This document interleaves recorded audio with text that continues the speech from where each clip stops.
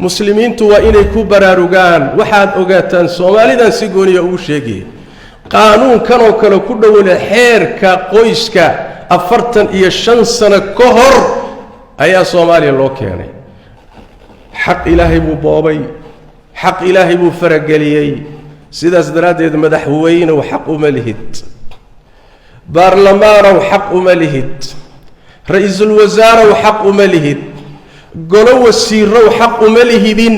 sharci ilaahay kiisa ka soo horjeeda inaad dejisaan oo marsiisaan yaa idin idmo idin ogolaaday ma allihi lahaaba idin siiyay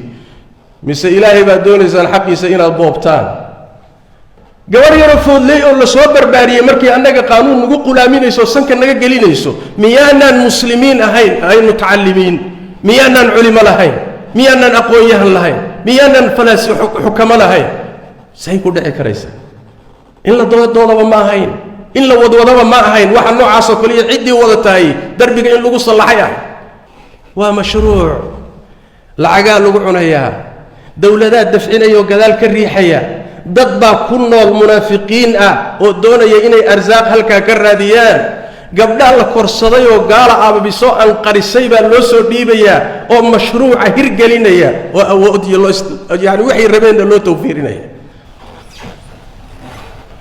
الحمد لله وكفى وصلاة الله وسلامه على رسوله المصطفى وعلى آله وصحابته ومن تبعهم بإحسان إلى يوم الدين أما بعد أحبتي في الله الله تبارك وتعالى بمنه وإحسانه وهو قرآن الكريم كان يوسود الشيء إنه عمل فله وهو إنه اتبعوا ما أنزل إليكم من ربكم وحق ربي ليدين كسود الشيء راعى ولا تتبعوا من دونه أولياء وحساك صهرين هالراعنا قانون كلمة شهسوق لنا وحي إلهي إذي سودك راعى الله حكوت المابينو يها كتاب بركيسا وخير كي سبديها عدي قادتنا كبرى كوبيس كتب وحر فاتبعوه راعى راعى وكو عمل فلا والليبان يساني الله وحده تبارك وتعالى وحي اسكو قبستان ونرشينا كمدا وعلي إلهي كتاب كيسا هي سنة النبي صلى الله عليه وآله وسلم إساق حكم تقى إساق كوكنا بحا إساق شرعي قانون هيدين نقضو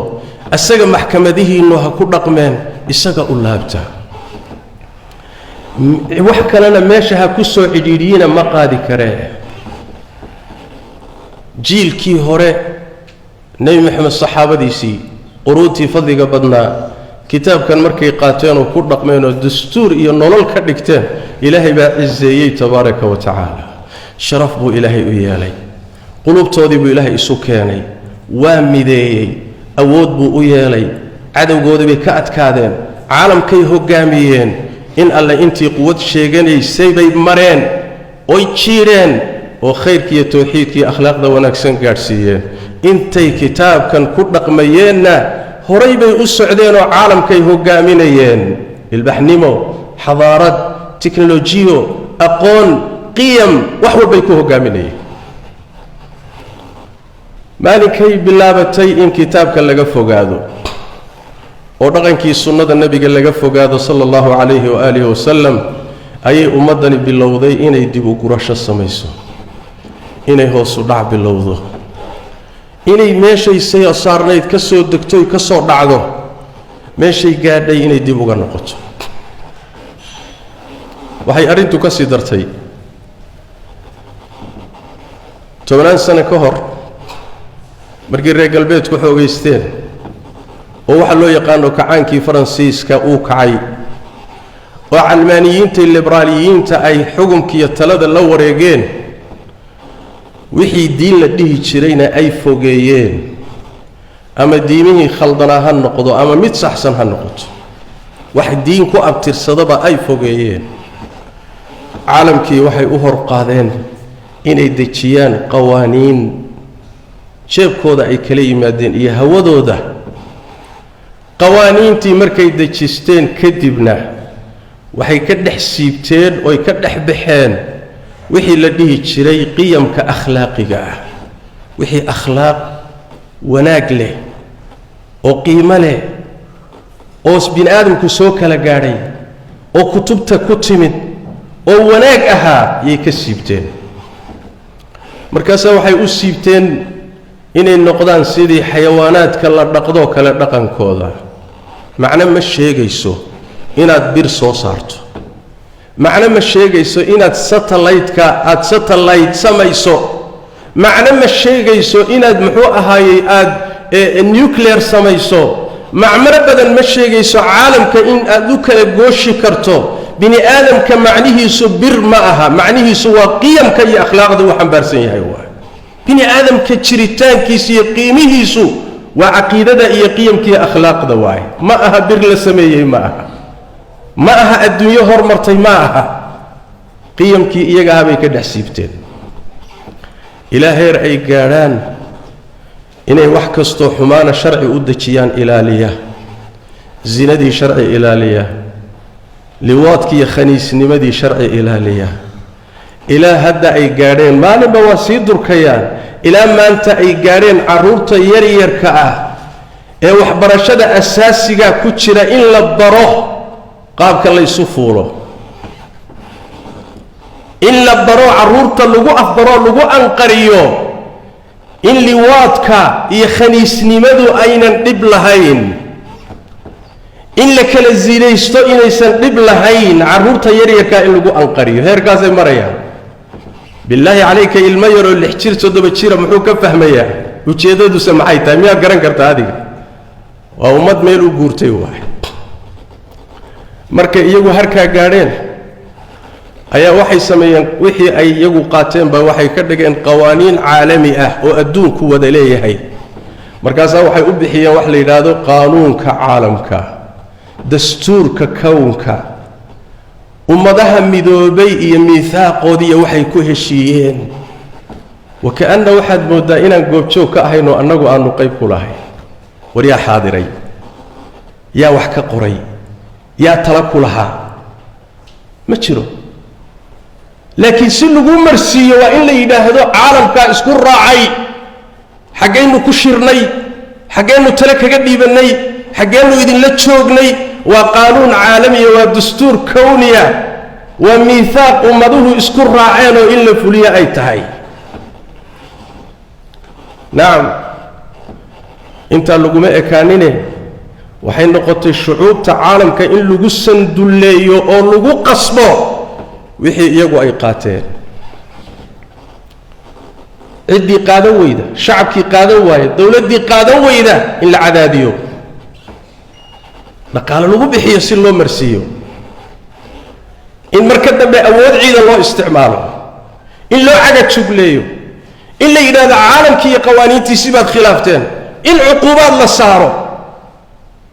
war waxaan ka hata aaway dimuqraadiyadii aaway shucuubtu xor bay u yihiin waxay doonaan inay doortaan aaway shucuubtu xaq bay u leeyihiin sharcigay doonaan inay qaataan aaway ma jiro lianna dimuqraadiyadu sidoodaba hadday midho xun dhasho iyaduna way xun tahay dimuqraadiyadoodu say rabeen hadday wax ku keentana markaasay fiican tahay ilmo xun hadday dhashaay dimuqraadiyadaasi ma saxsana hadday keento maba keenaysee dad wanaagsani inay soo baxaan markaasi wax weeye maya dimuqraadiyada rabnay ma aha bini aadamkii maskaxdiisii baa lagu ciyaarayaa in laysku qasbay noqoto marka sanka la iska geliyo ma diidi kartid nacam halkaa markay soo gaadhay ayaa marka caalam alislaami sidii nabigeennu sheegay sala allahu calayhi waalihi wasalam nin ku qanacsan iyo nin lagu qasbayba qawaaniinkaa markii la qaatay ummaddii waa kadeedantay cuquubo ilaahay baa ku habsatay waxay ka bilaabatay nabigeennu siduu yidhi sala allahu calayhi waalihi wasalam madaxda muslimiintu hadday kitaabka ilaahay ku dhaqi waayaan mujtamacaadka muslimka ah hadday kitaabka ilaahay ku dhaqi waayaan ilaahay tabaaraka wa tacaala dhexdoodu balaayo dhigaa shucuubtii muslimka ahaa baa laysku diray lianna quluubta ilaahay baa gacanta ku haya qalbu lcibaad bayna asbicayni min asaabici araxmaan yuqallibuha kayfa yashaa ilaahay baa quluubtooda isku diray qoortaa laysu geliyey ويقيب سمين دويلات بين نقدين شعوب بين نقدين قبائشي باسيكا لجتشبتي برتي إسكا أسلين كميسيكي با قبصدي وحوله دي خيرات كودي بوبيا أيجي با إسكو مشغول سن مالي بمالي تكذب بيسكسي درو ديبي دل مدح فساد سن دوشها لغا سارو حالده هدو هكسي دارين آوي وحاقا محلو ليه آوي مسلمين يسوي ماذا محلو ليه القومية العربية آوي يا قومية دا عربية جامعة العرب آوي انتاسو السنة كذب وكوا هذا إسرائيل وكلا دومرية آوي جامعة العرب يقع يسعوني آوي الصومالي وين آوي شنتي صومالية آوي طبعا بين نقضين يسعوني وقورت يسوقوا ذا الشيء آوي ما حابة أنت اللي يسوقوا الشيء مصيبة كلا إنا هيستا ماشان كخلد اللينا وإنه قرر لأنه هو الصحي لا أنا هاي مسلمين تحال كودوا كسي دري يا مالي بمالي تكدميس سي قيفسا سي بربر آفو دلال كودي وكقحو أي نقطة ميلا لغو نولان كرين كوي دقنا يومان تجيونا سي بربري ورآوي من كدقنو قانون كان أنقاضا لي قوانين تنمان كو حسلو من كدقنو من برواقا كو قادنو من مدنما كو قادنو من أوات كو قادنو مايا ومدها نوضن بيننا دين عوال بمركا لغا فيري الدنيا دا دنك يدا مركا ليدا قوانين تا waxaa ka mid ah oo ujeedadu ay tahay inaan dul istaagno qaanuunka maalmahan dambe la wadwado ee hadalkiisa hadalayntiisu labadan usbuuc ay u badnayd ee meel badan laga hadlayo waa qaanuunka jinsiga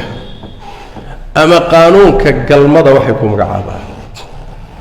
qaanuunkaasi meel baa laga soo miin guuriyay isagoo sidiisoo xarfi ah baa la soo guuriyay waa la turjumay qaanuunkaasi muxuu xambaarsan yahay haddaad maqasho qaanuunka jinsiga haddaad maqasho gaalada iyo munaafiqiintii hay-adahooda waxa la yidhaahdo xeerka qoyska haddaad maqasho waxa la yidhaahdo xoraynta dumarka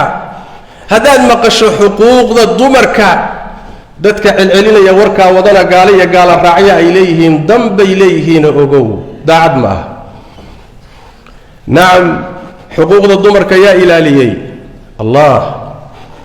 xuquuqda dumarka yaa xifdiyey allah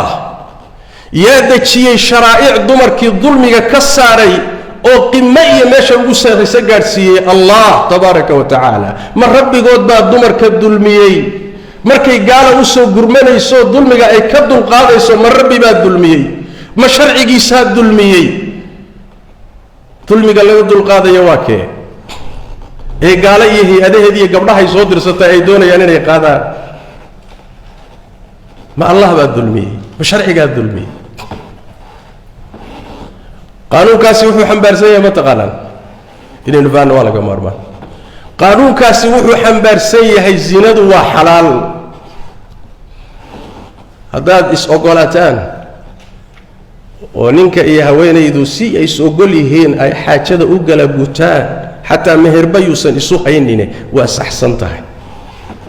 adiga haddaad tidhahdo waad khaldan tihiinna adaa maxkamad lagu saari dembi baad gashay dad xuquuqdooda gudanayo xor ah adiga maxaa ku geliyey sha'nigooda zinadii oo la xalaaleeyo faaxishadii waxaa ku jiroo ka daran khaniisnimadii oo la xalaaleeyo waa mid reer galbeedka ka jirteen hadda ka hadlaynay ilaan qaanuunkan isagoo sidiisaa meesha laga keenay khaniisnimadii oo la xalaaleeyo la yidhahdaa iyadana raggu waa isguursadaan guri ha isla tagaan waxay doonaan ha sameeyaan waxaa ku jira qaanuunka isaga ah oo uu xambaarsan yahay qoyska in la kala furfuro waa labinada waa bulukeetiga asaasiga mujtamacu ka dhismo way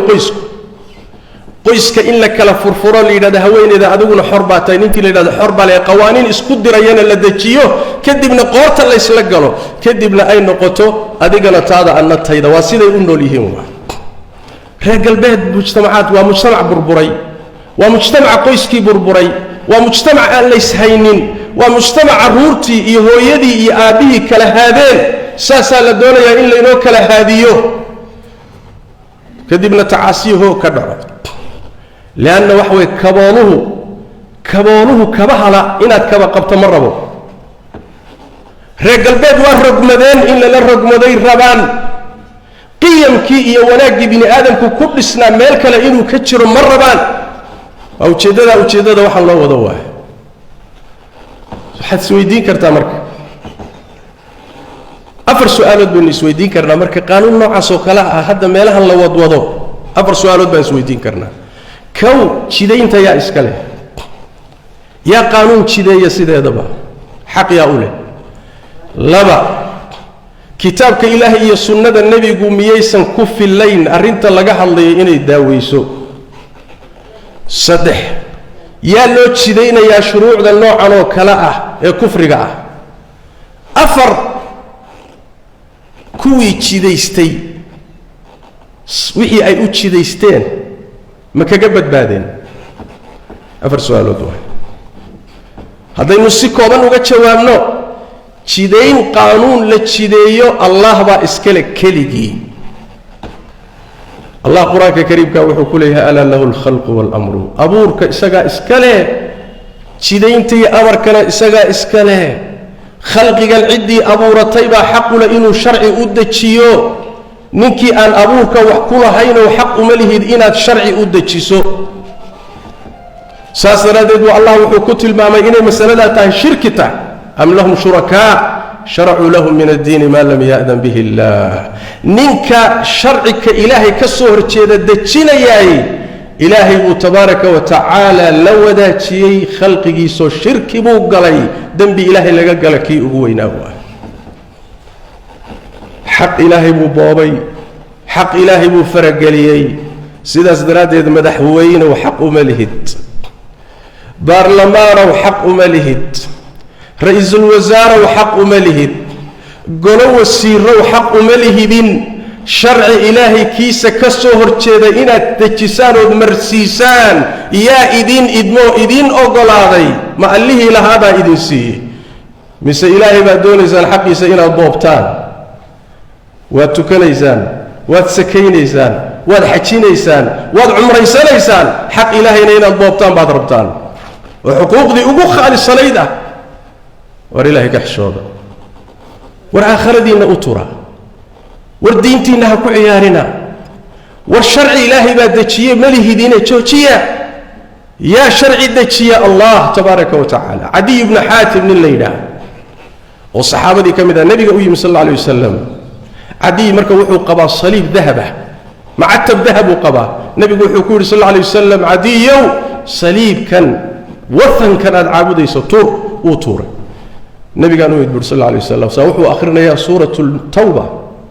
suuratu baraa buu akhrinayaa wuxuu nebigu soo gaadhay buu yidhi aayadda qur-aanka ittakhaduu axbaarahum waruhbaanahum arbaaban min duuni illah culimmadoodii iyo wadaadadoodii suufiyada ahaa ayay rabbiye ka dhigteen alla ka sokow markaasaan idhi buri rasuulka ilahi rabbiye maanaan ka dhiganay nebigu wuxuu yidhi sal alla alay wasalam soo wax mayna idiin xalaalayn jirin oo kumaydaan raaci jirin haa buu yidhi soo waxay idinka xaaraameeyaanna kumaydaan raaci jirin haa buu yidhi ma cibaado kalaa jirtaba cibaadadu waa untaase ka xalaaleeyey iyo ka loo xalaaleeyey ku raacay cibaado tii ilaahay u dirsaday ayna ahayn bay galeen saas daraaddeed rabbiyaad ka dhigateen buu alla yidhi arrintu arrin sahlan maaha jidaynta yaa iska leh waa jawaabteen qodobka labaadii waxa weeye yaa loo jidaynayaa qawaaniinta noocane sidan u taalla waxaa loo jidaynayaa shacab soomaaliyeed shacab muslim ah shacab ilaahay rumaysan oo aakhiro rumaysan oo sujuudaya oo tukanaya ayaa loo jidaynaya war ma faransiis ba war ma talyaani ba war ma shiina war ma hindiya war mujtamac gaalaa loo jidaynaya mise mujtamac muslimaa loo jidaynaya mujtamaca muslimaa la doonayaa waxa noocaasa inta loo jidayo loo malmaluuqo inay noqoto shuruuc ku socoto in badanoo noocaasa ama ka waaweynna waaba ku jiraan meesha laakiin munaasabaddaa keentay inaynu maantan ka hadlo su-aasha u dambaysa su-aasha saddexaadi waxay tahay muxuu ahaayey miyaynan kitaabka ilaahay iyo sunnada nebiga ku oolin wax ku filan mawduuca laga hadlayo bal wax ka fiican baa ku yaalla wax ilaahay kiisa la mida maba jireen laakiin dumarka la kufsanaya hadday ujeeddadu tahay in la tirtiro oo arrintaasi xididada loo siibo axkaamta ilaahay ka dejiyey baa ku filan inay soo afjarto ka zinaystay jeedal la dhaca 100 jeedal marsiiya hadduu guuru horreeyey dhagax ku dila hadduu xoog iyo hub isticmaalay xiraabo weeye ha laga takhalluso ha la dilo axkaamta ilaahay dejiyey zaajira way soo afjaraysaa si naadiray ku soo hadhaysaa axkaamta ilaahay waa ku filan tahay su-aashiis weydiidale waxay tama ka dhalanaysa maxaa tii ilaahay looga jeedsaday ee soo jireenka ahayd ummaddu rumaysnay oo faransiis iyo talyaani qaanuunkiisa inta la soo qaato bedelkeeda loo gelinaya bal adigu isweydiiyey waa mashruuc lacagaa lagu cunayaa dowladaha dafcinaya oo gadaal ka riixaya dad baa ku nool munaafiqiin ah oo doonaya inay arsaaq halkaa ka raadiyaan gabdhaha la korsaday oo gaala aababisoo anqarisay baa loo soo dhiibayaa oo mashruuca hirgelinaya oo awood iyo yani waxay rabeenna loo tawfiirinaya marka maaha masaladu mushkiladan in la afjara maaha laakiin mushkiladu waa mashruuc kale waay masaladu waa mashruuc kale maaha mashruuc mad loo danaynaya maaha mashruuc lagu ximaayeynayo dumarna maaha laakiin waa mashruuc hawl kale wata waay su-aasha ugu dambaysaa waa dheeraynay laakiin munaasabadda ahee su-aasha ugu dambaysaa waxay tahay kuwii qaanuunkan dejistay ma ka ilaaliyey mase afjaray waxay u dejisteen qaanuunkan jinsiga dumarka lagaga ilaalinayo kufsiga maraykan ma ilaaliyey yurub ma ilaaliyey haddaad akhridaan taqaariirta iyo riboodyada ayagu ay qorayaan hay-adkooda baxdigu ay qorayaan annaga maaha waxay leeyihiin 10kii daqiiqaba maraykanka waxaa ka dhaca kufsi saacaddii waxaa ka dhaca intaasoo kufsi baa ka dhaca yurub halkii saac oo dumarka la xoogayo xoog lagu kufsanayo yaa kariim wabal isweydii qaanuunka ninkii dejiyey ilaalin waayey aniga see buu ii ilaalinayaa bal isweydii aniga sidee buu yani wax iigu tarayaa kii dejistay buu wax u tari laayahay haddii la doono in wax la soo afjaro walakum fi lqisaasi xayaatun yaa uli lalbaabi lacallakum tattaquun qaanuunka ilaahay dejiyey ayaa soo afjaraya mas'aladan iyo wixii la mid ee jaraa'im ah ee ha la qaato